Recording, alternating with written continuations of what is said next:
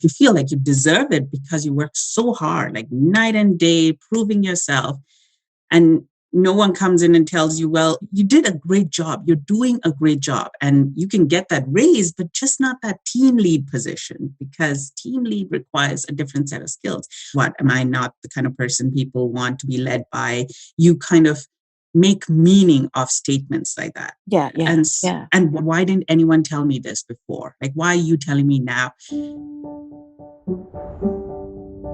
From Six Story, I'm your producer, Diana Hong, and you're listening to Rev Up Your Potential with Hilda Gann, the show where we talk with entrepreneurs in Toronto about the stories behind their success and the lessons they've learned along the way.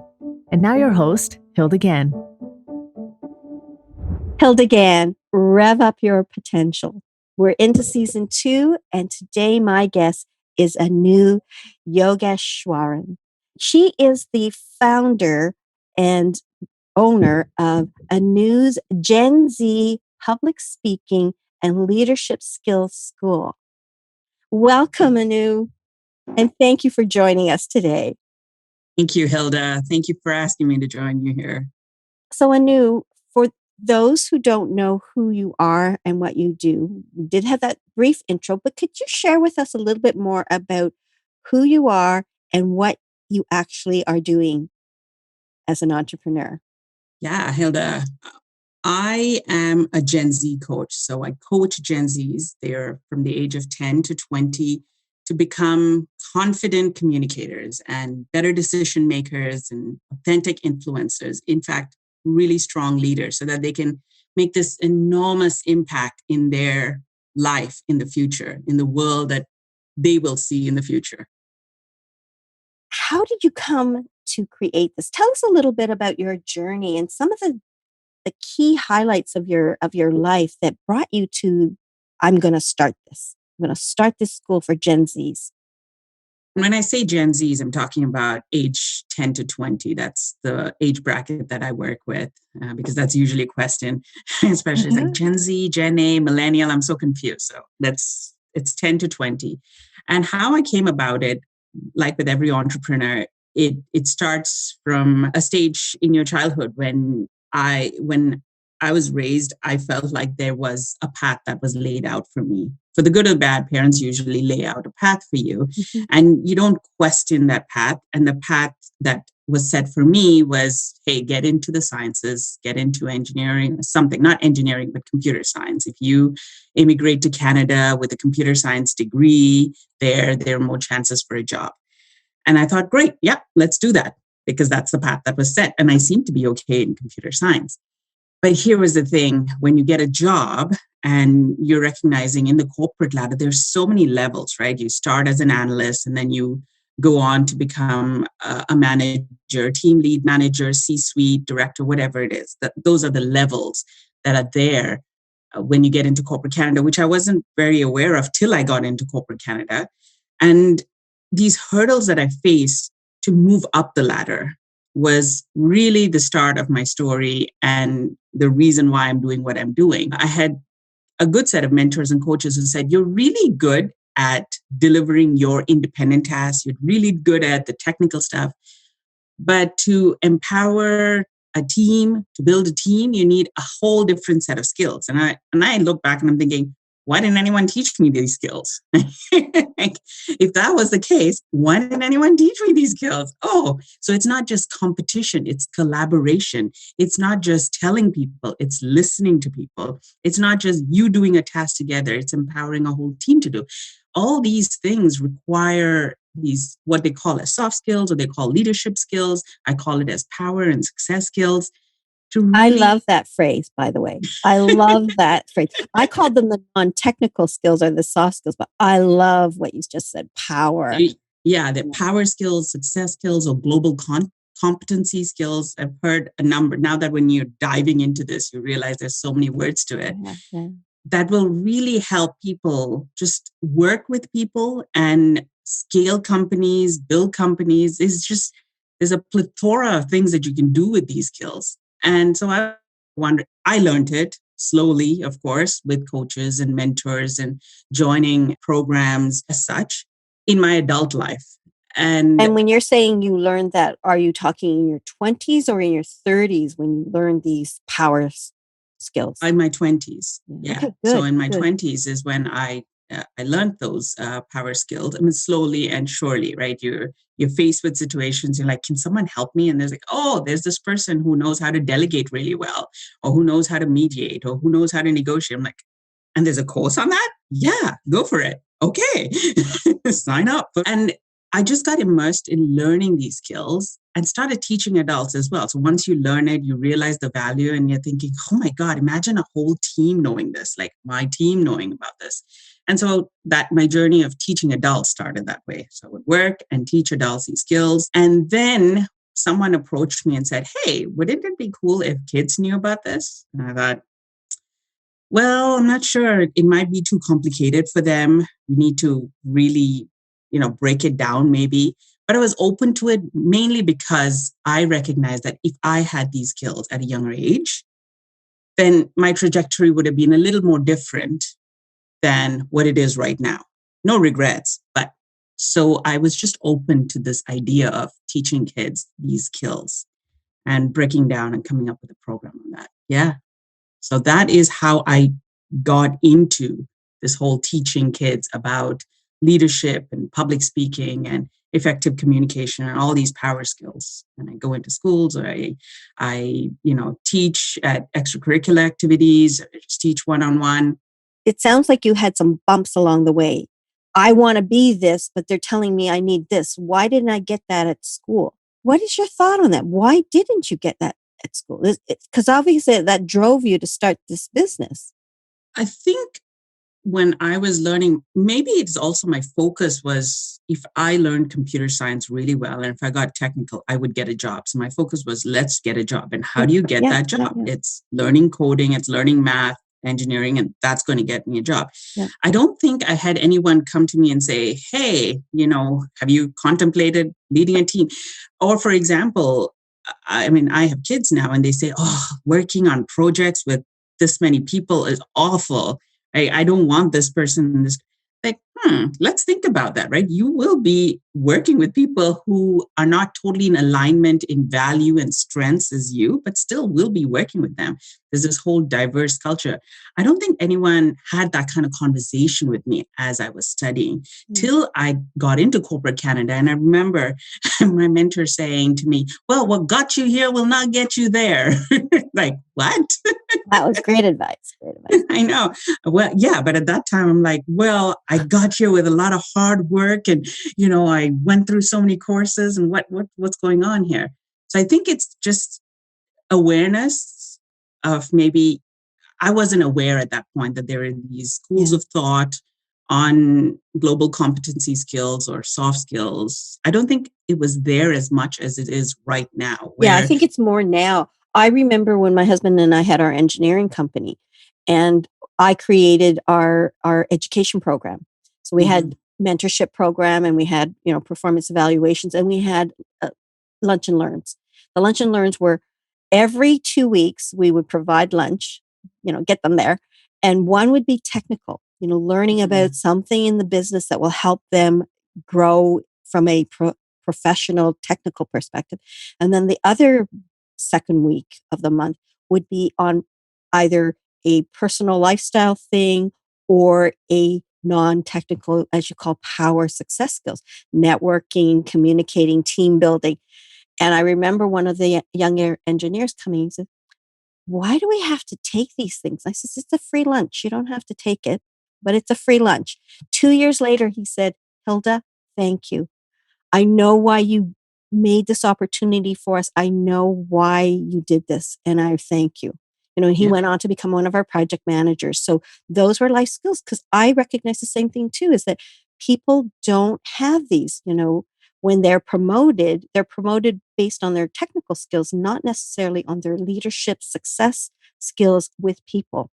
Oh, yeah. Nowadays, like first-time managers, even nowadays, right? It's based on how well you do. I guess I was part of a good environment where they don't just promote people to management just because they are really strong technically, which kind of helped my trajectory to learn about these power skills, which make me the person that I am.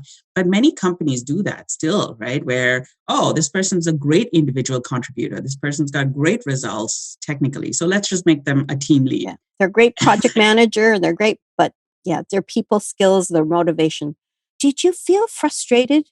Because you seem very ambitious, right? And to keep moving, but to find, in order to move, you had got you here, but they ain't gonna get you there. Did you find a frustration? Oh, yeah, definitely. I mean, okay, so when you're in your 20s, you think sometimes I wouldn't say the word entitled, but you feel like you deserve it because you work so hard, like night and day, proving yourself. And no one comes in and tells you, well, you did a great job. You're doing a great job. And you can get that raise, but just not that team lead position, because team lead requires a different set of skills. Of course, you're frustrated when you hear that. What, am I not the kind of person people want to be led by? You kind of make meaning of statements like that. Yeah. And why didn't anyone tell me this before? Like, why are you telling me now? And, in your 20s, you think you're already old. For some weird reason, like, oh my God, I'm so old. I need to like have a life. I need to get married. I need to have kids. I don't have time to waste on this. Make me a CEO. In 1 year. Yeah, right? I don't think it's like a Gen Z problem. And I think it's just every generation. Yeah, I remember hearing about trajectory from some of my interviews from new grads, and I thought, wow, good you have dreams. It's always good to have dreams, but we do have to let them know a bit of reality to get to the dream. For sure. Right. Sure. And so you're faced with situations. It's not like, in a year you get a promotion now. You have to work on yourself and work with one or two people and see how. And the feedback is the powerful thing. And I learned while I was being coached to accept feedback, right? Because you think, I'm working really hard. I am being powerful. I am delivering when I'm supposed to deliver. And then you hear feedback as to, okay, so how did you work with this team member? Did you give an equal amount of work to this other team member? Yeah, I think they did. We're working together. So there's a scenario where, okay, let's work on your team building skills. Let's work on your soft skills, right? Let's pair you with 3 other or 4 other people and make sure that you delegate the work properly. So that's how they test whether you are capable of becoming a team lead. And getting that feedback from all these different people and saying, well, Anu was good technically, but and Anu is a little competitive. She could work on collaborating with me. And so I'm like, okay, how does collaboration look? Well, did you delegate the work properly?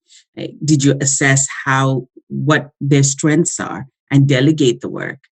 And when you hear feedback like that, you can take it personally. At least I did. Initially, I did take it personally. Yeah. And then all of a sudden, you come to realization, this person is trying to help you, right? This person is trying to get you to that position.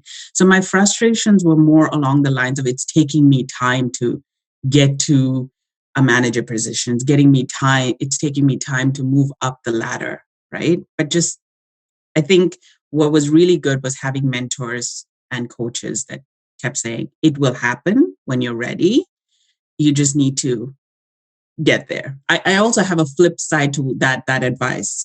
I guess when I was when I was working my way, woman empowerment is not as strong as it is right now, right? Yeah. So there was that field as well. So I would personalize it to it. Is it because I'm a female? You don't think I can handle taking care of so many male team members? So I would personalize things too. So that was part of my journey, right? Making meaning out of evaluations and feedback. And now I teach about how to give good feedback because of that. Cool. I know there are a lot of people out there who have businesses who are hiring young people, and Gen Zs are starting to come into the market. And if you're in a fast food chain, you probably already have a lot of young people who are Gen Zs. And I remember somebody saying to me, that's it. I don't want to hire another person in this age bracket. The person was in their 20s, but that's it. I don't want to hire any more 25-year-olds. Wait a minute. This is the workforce of the future. Like, you got to learn a little bit about what drives them, what motivates them, and then motivate them. right? Mhm. So what advice would you give to people about Gen Zs? Because I think we hear that because of the way they were brought up, they were always getting feedback. As they're doing, if they take Tai Chi, they're getting feedback on how to improve themselves. They almost need feedback. So is that a myth? Is that a reality? And you share your expertise with us on that.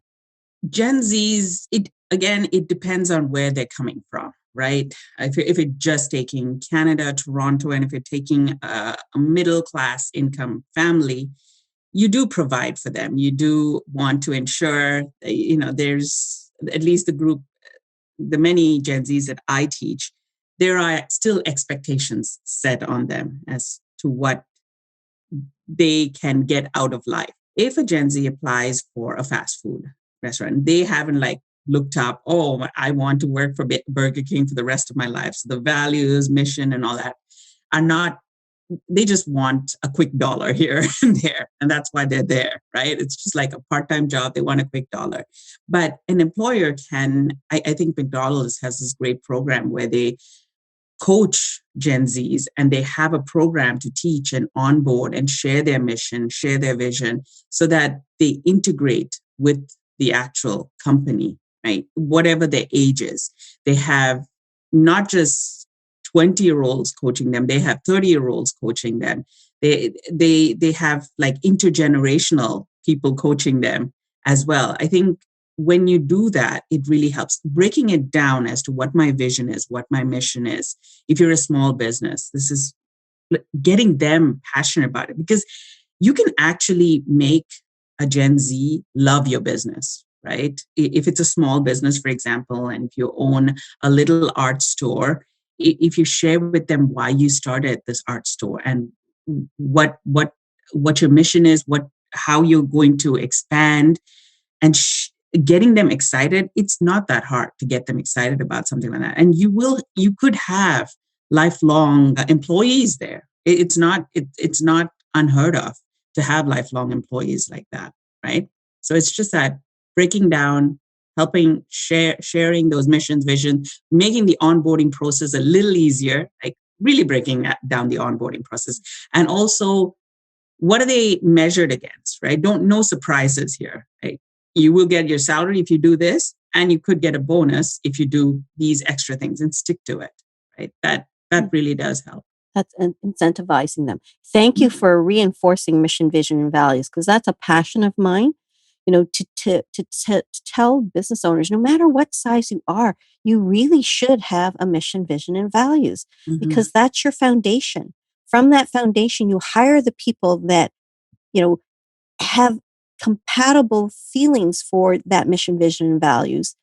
And your operations are reflective of that mission, vision, and values, as well as the clients you take. That foundation is important in the whole business. And so thank you for reinforcing that. So, and I also wanted to say that it's a millennial Gen Z thing where we tend to also want to do many things. I think gone is the generation where you sign up for one job and then expect the person to just do that job. They have so many other passions outside of what you're working well. Acknowledge that, right? Support them in that. These are kids who want to serve their clients, but at the same time serve their passions and their needs. And it starts early on. It's like, oh, I want to be an entrepreneur. Oh, I want to do this. Well, support them in that. And you will get dedicated employees when you serve them. I feel like we need to serve them with this. Yeah, I've got you. I understand where you're coming from. Work with us and we'll support your dreams as well. People feel more connected when they feel a part of something. And to be a part of something, you've got to bring them in. You've got to include them. You've got to help them understand, for sure. So we're talking about your business. Let's go back to the day when you said, okay, I can do this. I'm going to turn this on, and this is what I'm going to do. Tell us, what made you decide to start this business at the time that you started? What was going on as you were one day said, that's it. This is happening. This is the name of my school, and this is what I'm going to do. Share that with us, Anu. For me, I mean, it's not like a mega story. It obviously happened as I said, everything that happens to a human being, it starts from childhood, right? But if you're talking about that pivoting moment, it was someone watching me teach adults and saying, hey, would you consider teaching young kids? And me going, not so sure if I'm the person. And then saying, okay, why don't we just give it a shot, right? Like, just try it out. And of course, it wasn't easy breezy. Okay, let's start. Let's do this. Everyone loves anyone who loves everyone. No, it was just, okay, let's try it. Let's teach public speaking. I'm part of Toastmasters. I watch people give speeches on stage. I love TED Talks and all that. So I thought, okay, let's start with public speaking because I'm comfortable with it. I know the fundamentals of it. And it was, I think, a few kids' aha moment, not just about going up on stage and calling me and saying, Anu, I felt okay going up on stage today. And it was because of you. And I was like, a kid saying that to me, because people say, oh, kids don't usually say all those things. I'm like, a kid actually did, right? And kids actually show that aha moment more so than adults. Adults have so many layers, so it's so hard to peel out that aha moment. Like you never go and give a lesson to adults and they go, aha, I got it. No, but you actually have kids going, oh, wow, cool. Not everyone does, but kids do that.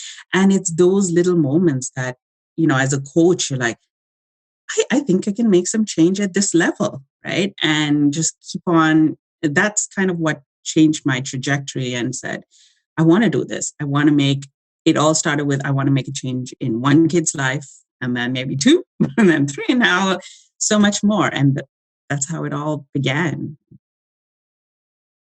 What would you say were some of the struggles that you had initially? Did you ever feel like giving up, or it was just one day at a time? Well, yeah, it's giving up right now is just not an option. But it was more so, what are the parents maybe asking me, what are these skills again? Like, okay, public speaking, I get it. What do you mean by leadership skills? Like, what does that even mean? And then you try and train them on something, on negotiation. It's like, okay, that's great. Because our community is so used to dance classes and they're used to STEM programs and all those things, but leadership and public speaking, like, what is that all about? It's new, right? It's new for adults. So for kids and for parents, it's newer. And do they really need to know this stuff now? Or can they learn that through osmosis, through their dance classes or through their, sports classes or their leagues or whatever? Maybe you can leave it. You can say, yes, they could learn it through osmosis, but look at us. Like, I was supposed to learn it through osmosis too. I was supposed to figure these things out. Just telling parents, just educating parents that, no, I think you need to show kids that there are frameworks to how to influence people, how to, not necessarily influencers, but how to influence people and how to negotiate, how, even your first job at McDonald's, if you ever have one, how to be client facing, how to communicate, what are your responsibilities? Those are leadership skills that can be broken down and taught to kids. Delegation. So grade 7, 8 kids, they have projects that they do multiple projects. What are your frustrations in projects, for example, and how can we elevate it so that you can be a better team lead in school, a better team captain? So those were not necessarily frustrations, but I had to educate parents and some staff in schools to let them know that leadership skills is really necessary. And there are programs, this is the program for you. So yeah, marketing and sales is definitely.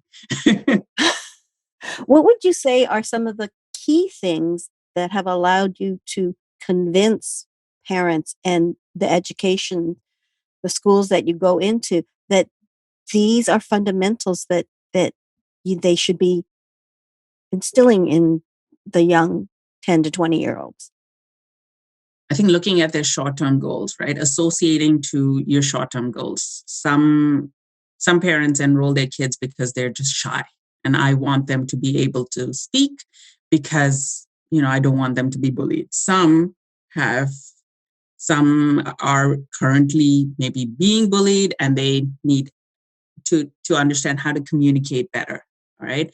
Or I want to get into Harvard. I want to get into Princeton. I want to get into U of T, Waterloo, right? You need really strong communication skills. You need to eloquently share what you've learned and be that top candidate, learning to be that top candidate, right? When you explain that, break it down to wherever the kid is at that point in their life. So for example, 8 to 11-year-olds, we're talking about they're exploring the world. Now they want to go out there and communicate or share, or their parents want them to communicate and share. Mhm. 12, 13, now they're starting to get into this whole, okay, there's bullying, maybe cyberbullying. How do we manage that? How do we become advocates? They're starting to recognize who they are when they're teenagers, right? They want to be advocates for, Black Lives Matter, whatever it is. How can we be an advocate? So working with them through their journey and at what point they are really does help. So when they're 17, they're thinking about, well, not at 17, at 16, they're thinking about universities, 17 also. Okay, how do I make sure that I get noticed for certain universities using my communication skills, using my leadership skills? What volunteer service do I have? All those things. That educating parents on those aspects of things and kids, they start to recognize, oh, these skills are really vital and I must learn these. So, what would be the other challenges? Obviously, marketing and convincing people to do that. What were some of the others? Like, how did you get your first dollar, for example, or your first client or parent or whatever? How did that happen? It was my first, I remember, was students who wanted to get into private schools and wanted to go for interviews. And they came to me and they're like, hey, can you just coach my kid? Because they are going to face this mega interview in a private school.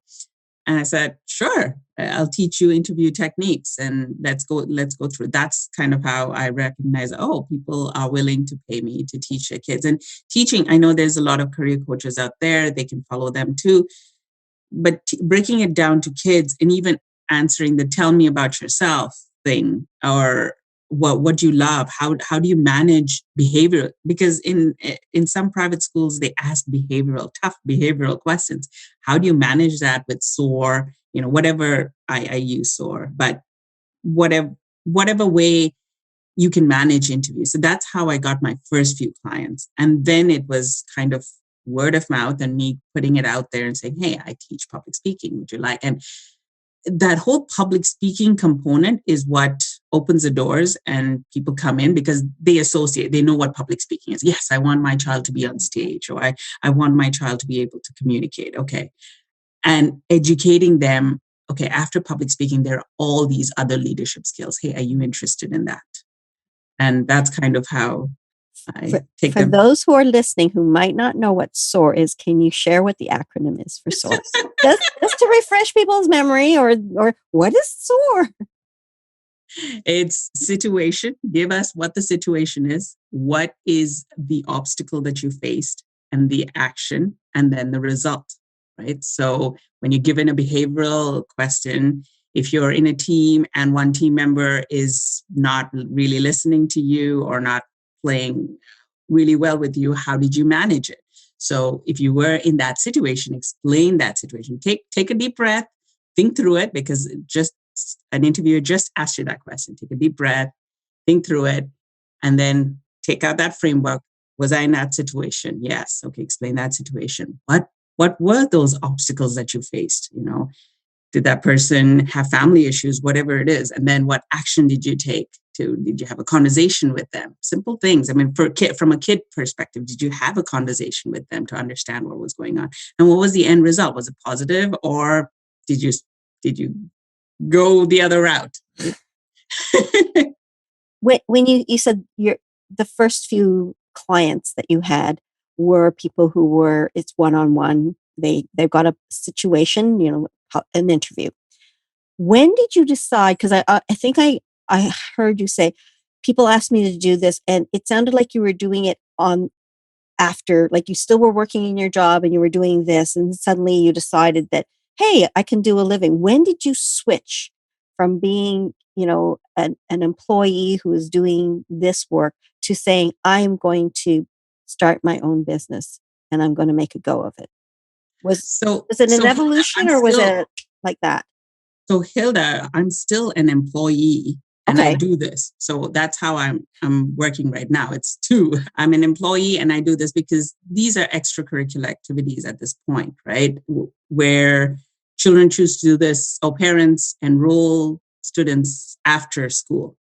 You can do that as an employee and as an entrepreneur. Right. But the seriousness, I mean, before it would be, a few years ago, it would be 2 or 3 is good enough for me. Right now that doesn't work. Now it's about, I'm on this mission. I really want to make an impact, and as much as possible, really come up with good programs, even go to schools. I do go to schools and I share this program with them. I take it more seriously, and I'm growing it at this point. Right. When I read about some of the things you're doing, like you got somebody who does TED Talks to come and speak to your students. Like, how do you do that? Like, okay, it's not part of your job, but this is part of your life now that you're absorbing, and you're finding these amazing people to come and speak.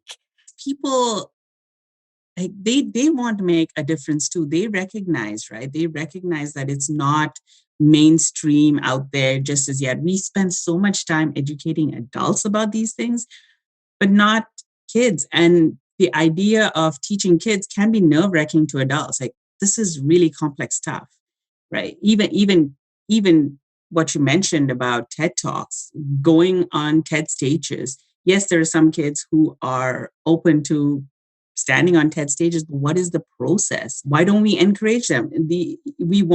These are next generation leaders, right? So give them enough information to put them on that stage. What makes a TED speaker? It means that you need to volunteer, not need to, you're passionate about a cause and you're volunteering, you're spending time, you've got these aha moments that now you want to share with the world. And that's what makes you a TED speaker. So when I approach these speakers and say, hey, there are these kids who would love to hear from you, and this is the reason why they would love to hear from you. I had someone talk about listening, right? Just the skill of listening. Even the students were like, well, I know how to listen. Do you really know how to listen? Like, listen is a skill. And to get someone and go to the speaker. So it was Oliver. And I just said, when children are faced with difficult situations where they are not getting along with each other, what is that one skill that you can teach? And it's like listening. We can teach them how to listen better. And getting speakers to open up about those 1 or 2 skills that you can teach that they had wished that they had learned when they were younger is what grabs speakers, right? It's like, okay, I understand where you're coming from. I would like to teach kids about listening or TED Talks or whatever it is. Yeah. And there's so many people now who have found their passion and are certainly happy to share what that passion is. But kudos to you for finding people that can really help, the youth of tomorrow, to give them that confidence and that capability, because so many people don't, necessarily know how to do that. So in your business now, then you are starting to scale. As you say, I'm taking it more seriously, and I can see where when this notion catches on, that you will be an in-demand person. Other people will say, hey, I can do that too. I'm gonna do that program. But it's so important to really reach young people. I remember we went to the Henry Ford Museum with our kids when they were, I don't know, 8, 10 or whatever. And there was this one section where essentially you were on an assembly line building things, and we had to work together as a team. And I thought, what a powerful exhibit this is, because if students are going through school, and they get here, they learn how to make the engine work. Like you were to power something, but you had to do it collaboratively. And I thought, why can't we in our education system create these exercises to help them with team building, with collaboration. Yes, we put them into projects to work together, right? But Yeah. do teachers give them some fundamental tools on how to be better at developing that project from a team perspective? How do you deal with when people can't pull their weight? Teach them how to do these things, right? I mean, you and I Yes. had some discussions offline about this, and we just get really charged up about what can the education system do better to bring Mm-hmm. these people to that kind of confidence, that collaboration, and even the notion of who do I want to be when I grow up? You talked about your parents and your expectations. Now you missed one part that you shared with me earlier. Said this was my expectation. I was to go get a computer engineering degree, get married, and there was one other thing I knew. Well, in high school, I I don't know. Someone asked me to act. This was back in the times where I'm not sure if you saw the show Mind Your Language. It was a BBC comedy. And they needed a role for the Muslim guy, who's Ali Nadim, I still remember. And I said, sure, why not? Let's do this. I mean, how hard can it be, right? It was hard because you had to learn the lines, you had to prepare whatever. In those days, it's like I was not I loved it, but not as motivated to go and research about it or do anything about it. So I just carried on in my mellow way and always did little roles, like, any community programs asking for a little girl or whichever stage I was in my life, I would just go on stage and do those things. But I think that acting bug hit me when I got a speaker for my Gen Z public speaking and leadership class. Her name was Sharon Muthu, and she's a voiceover artist. And she came and she talked about her profession and everything. And I was like, damn, I wish I could do this. And she's like, yeah, you can do this. I was like, really?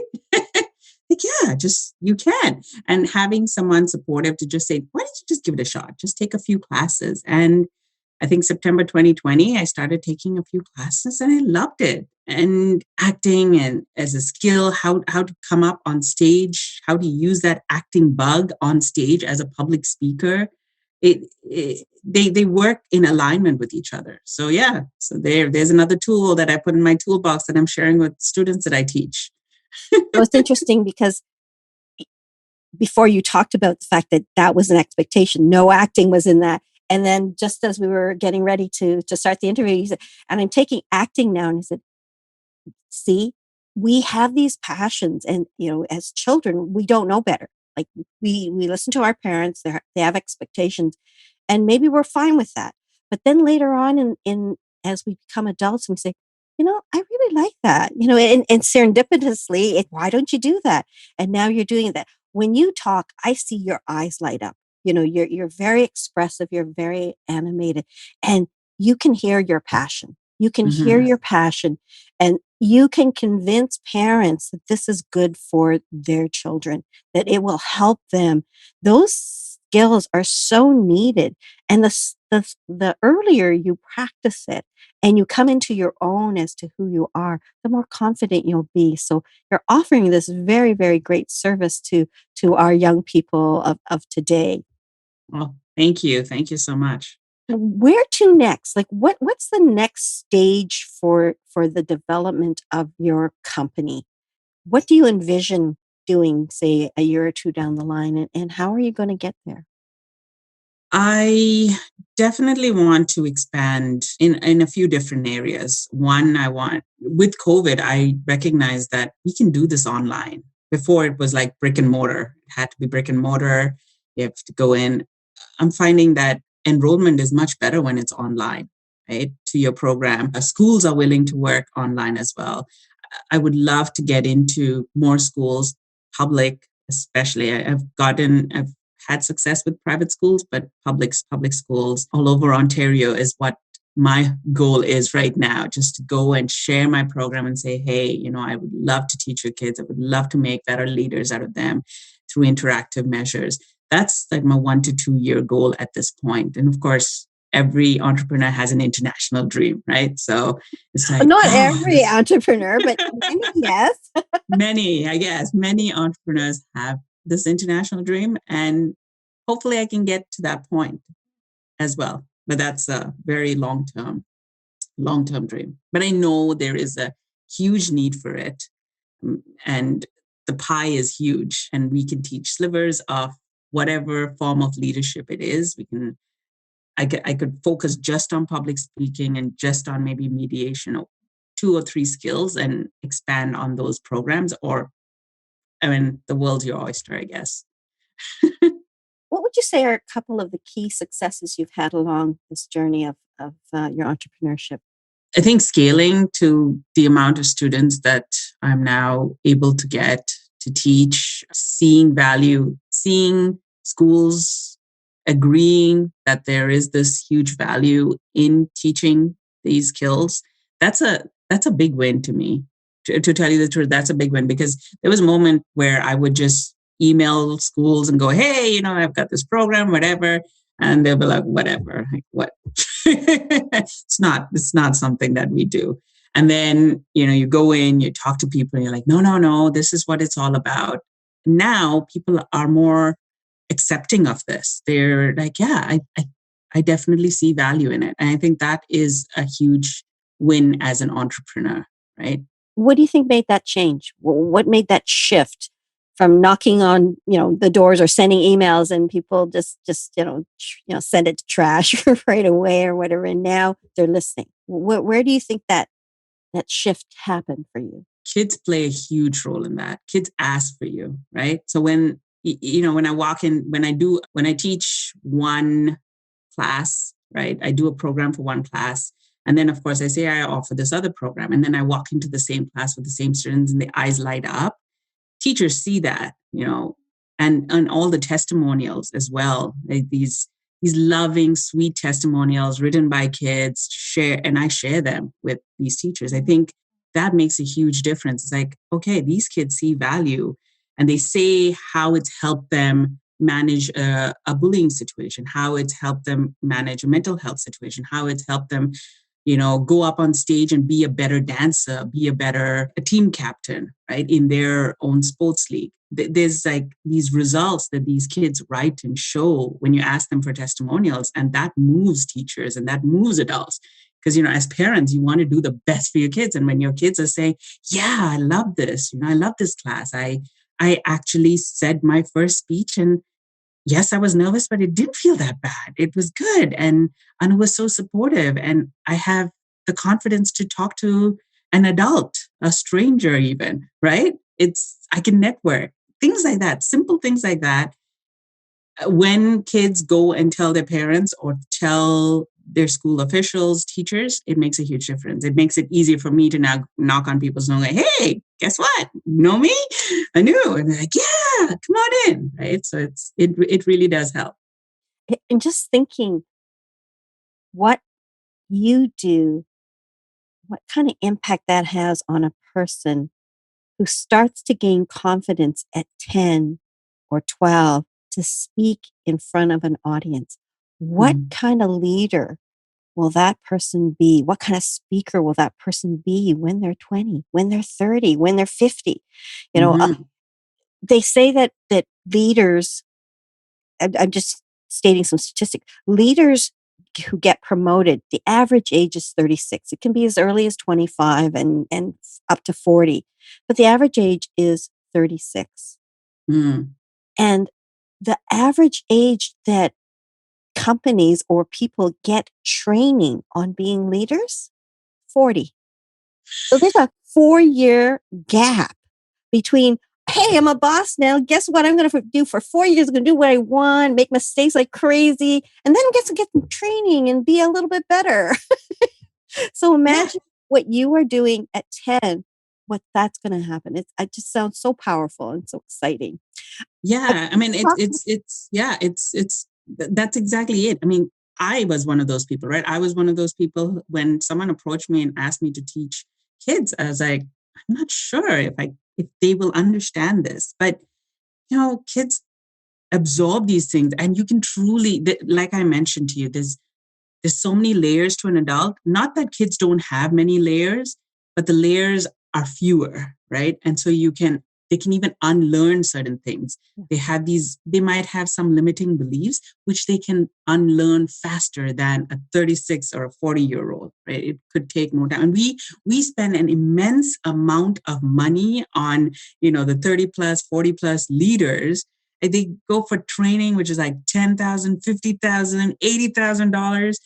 And I'm thinking, hey, great, good training there, but maybe we can capture them here and tell them what makes an exceptional leader, and how can you use your uniqueness to become that leader, to make those products, to scale those companies, change the trajectory of leadership. I think teaching kids that at such a young age really makes a huge difference. I so agree with you because, they are being leaders in the schoolyard, in their team, in their project work together. There are leaders, and collaborators, and so many skills that can be learned, and the confidence to speak in public, right?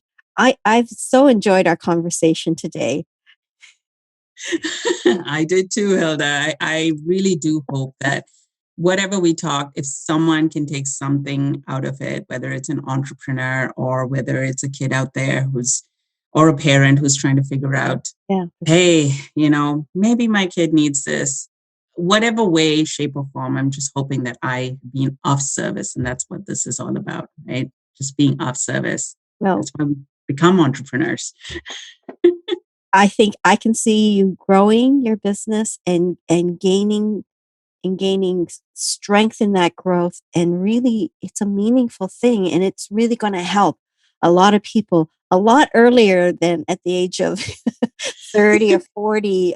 There's nothing wrong in learning these things at 30. You could have to me, I'm like, age is truly just a number, but I'm just, if we can learn it earlier, we have much more to learn when we hit 30 or 40.